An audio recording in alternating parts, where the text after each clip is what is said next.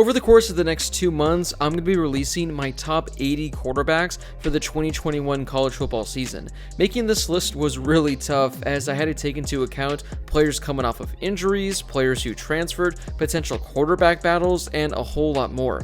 Each week, I'm going to be releasing a new top 10 quarterbacks from the list. Last week, I kicked off the countdown with my quarterbacks ranked 71 through 80.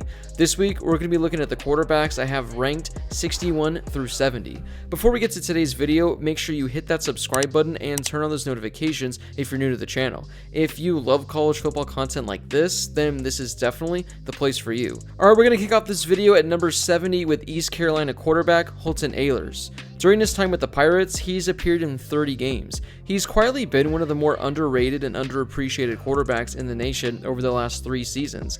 The only downside is the fact that the Pirates have won only 10 games over the last 3 years, hence why you probably don't hear much about him. Since 2018, he's thrown for 7,100 yards with 51 passing touchdowns. He's also rushed for over 1,000 yards with 13 rushing touchdowns. His best season came in 2019 when he threw for 3,400 yards with 21 passing touchdowns and had 6 rushing touchdowns to go along with it. In 2020, he threw for 2,000 yards with 18 passing touchdowns in only 8 games. He would have been on pace for nearly 3,000 yards and 27 touchdowns over the course of a full season. During his career, he's thrown for over 300 yards in 10 games and has 10 games with at least 3 passing touchdowns. He also has 10 games in which he's rushed for at least 55 yards. Entering the 2021 season, he sits at number 6 all-time in program history in passing yards and 5th all-time in passing touchdowns. With another solid season under his belt, he could finish the season number 1 in both those categories. Up next at number 69, we have Washington quarterback Dylan Morris. This is a quarterback battle where anything can happen. Since Morris was the starting quarterback last year for the Huskies, I'm going to give him the edge here. In 4 games, he threw for 900 yards with 4 passing touchdowns as a freshman. He also added in a pair of rushing touchdowns. This is going to be an interesting quarterback battle. If you caught my video the other week, you know that this is one of the more intriguing quarterback battles in all of college football. So they're going to have 5-star quarterback Sam Heward, the highest rated quarterback in the history of the program, waiting in the wing as well. But for the sake of this video, I'm going to be giving the edge to Dylan Morris. Coming in at number 68 is Vanderbilt quarterback Ken Seals. As a freshman last year for the Commodores, he completed 65% of his passes for just under 2,000 yards with 12 touchdown passes. Playing in the SEC is already tough enough, but it's even harder when you're on one of the worst teams in all of the FBS. He did have a few games where he showed flashes of being a great young quarterback. Against Florida, he threw for over 300 yards with 2 touchdowns, and against Ole Miss, he threw for over 300 yards with 2 touchdowns as well. Up next at number 67, we have Memphis quarterback Grant Gunnell. After Brady White saw many years of success as the Tigers' starting quarterback, it's time for a new player to take over the reins. Taking over this season is going to be Grant Gunnell, who's transferring over from Arizona.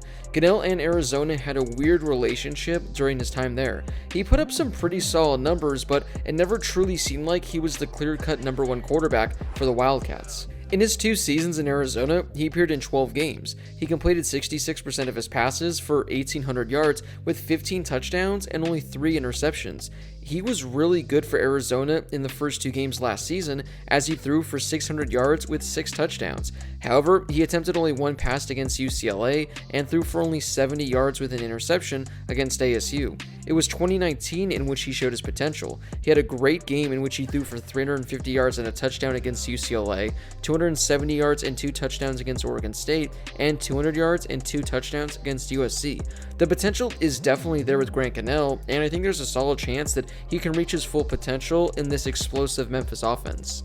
Up next at number 66, we have Troy quarterback Gunnar Watson. This will be his 4th season at Troy. After appearing in 6 games in 2018 and 2019, he was named the full-time starter last season.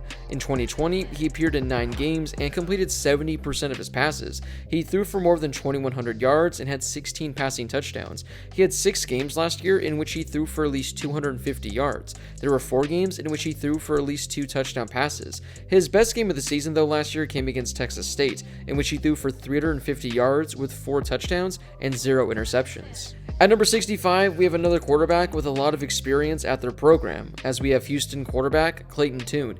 He's appeared in 20 games over the last 3 seasons for the Cougars. During his time, he's thrown for 4,400 yards with 34 passing touchdowns. He's also added more than 500 yards on the ground with 8 rushing touchdowns. 2020 was his best season by far, as he threw for more than 2,000 yards and had 15 passing touchdowns in only 8 games. For good measure, he had 250 rushing yards and 5 rushing touchdowns. He threw for at least 260 yards in 5 of the 8 games and had at least 2 touchdown passes in 6 of the 8.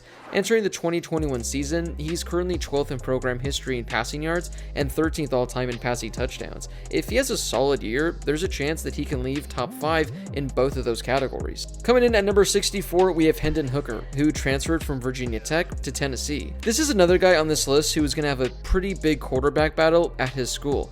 Over the last 2 seasons for Virginia Tech, he appeared in 18 games. Hooker threw for 2,900 yards with 22 passing touchdowns, while adding over 1,000 yards on the ground with 15 rushing touchdowns. During his 2 years as the starter, he threw for over 200 yards 7 times and rushed for at least 50 yards 10 different times. He's had a few incredible performances, including last season against Liberty, when he threw for over 200 yards with 3 touchdowns, while rushing for over 150 yards with a rushing touchdown. Last year against Boston College, he threw for over 100 yards with a passing touchdown, while adding 160 yards on the ground with 3 rushing touchdowns. He has great dual threat ability and looks to be a definite upgrade in Knoxville. Up next at number 63, we have Frank Harris, quarterback for the UTSA Roadrunners. In 2020, he delivered the most wins in a season for UTSA since 2013. After serving as the backup in 2019, he was named the starter in 2020.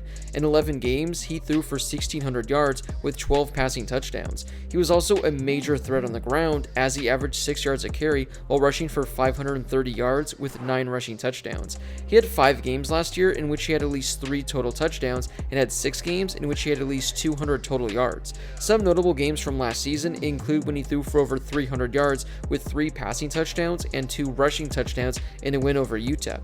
He threw for 270 yards and rushed for over 100 yards with 2 rushing touchdowns against Stephen F. Austin.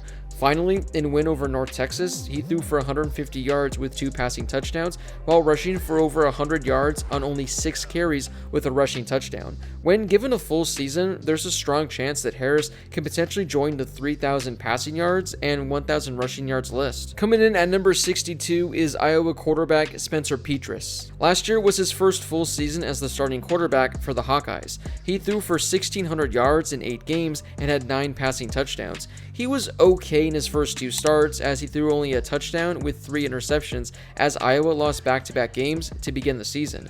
But then he started to turn things around, and he led Iowa to 6 straight victories to close out the season. He threw only 2 interceptions over the course of his final 6 games and had a touchdown in every game. He was great during his final 2 games, as he had combined for 450 yards with 5 passing touchdowns and 0 interceptions. It really looked like he was settling into a groove to close out the season, so if he can build off that strong 2020 finish, look for him to potentially be leading Iowa to the Big Ten Championship in 2021. Wrapping up this video at number 61, we have Pittsburgh quarterback Kenny Pickett. This will be his 5th season with the Panthers.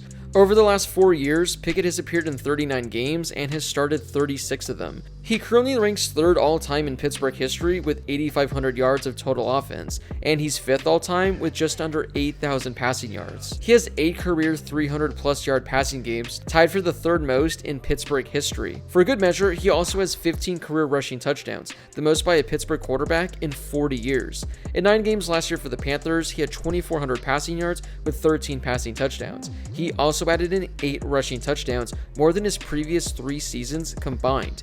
When it's all said and done, Kenny Pickett is likely going to go down as the all-time leader in both yards and touchdowns in Pittsburgh history. Well, that wraps up this portion of my rankings for this video. Was one of the quarterbacks I mentioned today ranked too high or too low in your opinion? Drop a comment down below and share with me your thoughts. As I mentioned at the beginning of this video, I'm going to be ranking the top 80 quarterbacks for the upcoming season, so stay tuned to see where your favorite quarterback falls on this list. If you enjoyed this video, make sure you hit that subscribe button and turn on those notifications so you're notified when I post my next list. If you love college football content like this, then this is definitely the place for you.